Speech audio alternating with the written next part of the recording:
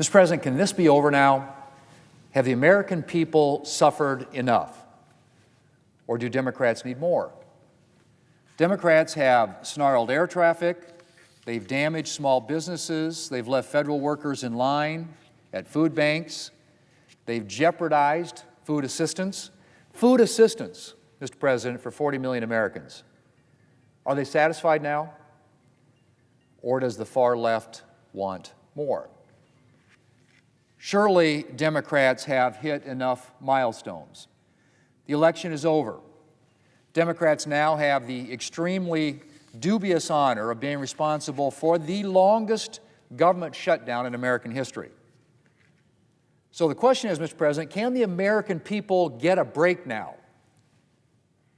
Democrats should be embarrassed.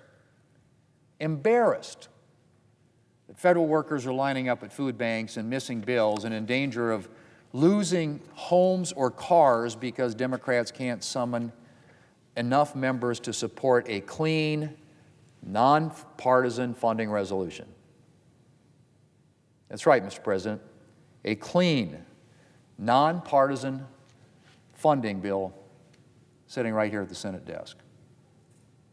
We've not asked Democrats to support a single new Republican policy. We haven't asked them to support a single partisan policy rider. We simply asked them to extend current funding levels for a few weeks so that we could have time to do bipartisan work on appropriations bills. But Democrats couldn't take yes for an answer. And on the subject of appropriations, Mr. President, if any Democrats cherish the faintest hope of still funding the government through a full-year appropriations process, a process that they've displayed, or I should say delayed, for 5 weeks and counting, they should vote for the clean, nonpartisan CR today. Mr. President, I realize that Democrats have been under a lot of pressure from their far-left base to keep the shutdown going. And I assume that it was pressure from Democrats' far-left base that saw the Democrat leader flip his position on shutdowns 180 degrees in the space of just 6 months. And I realize that there are a number of Democrats in the Senate who are not just yielding to pressure from the far left, but are themselves members of the far left and are happy to continue the shutdown forever, if it means somehow sticking it, they think, to President Trump. But I'm hoping there are still Democrats out there who can see beyond the political extremism of their leftist base. And I hope there are some Democrats who can take an honest look at the widespread damage that their shutdown is doing and say enough is enough. Thanksgiving is rapidly approaching. Parents are starting to think about what they're going to put under the tree. The Democrats still want federal employees lining up at food banks at Thanksgiving, at Christmas.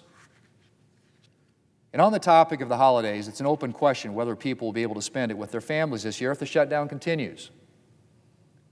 Air traffic has been snarled for weeks as a result of Democrat shutdown, and things are getting worse. The Transportation Secretary just announced yesterday that the government may be forced to close parts of our airspace if the shutdown continues into next week. Close airspace, Mr. President. Think about that.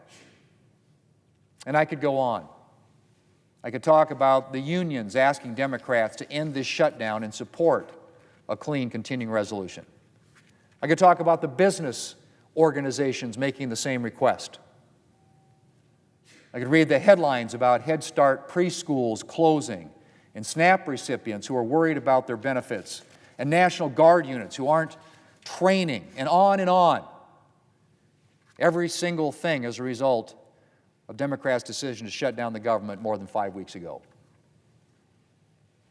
But surely, Mr. President, surely, there are at least some Democrat senators who can see this for themselves. See this for themselves and realize it is past time to end this before the damage gets even worse. Mr. President, it's day 36 of Democrats' shutdown. Day 36. How much longer are Democrats going to make the American people suffer?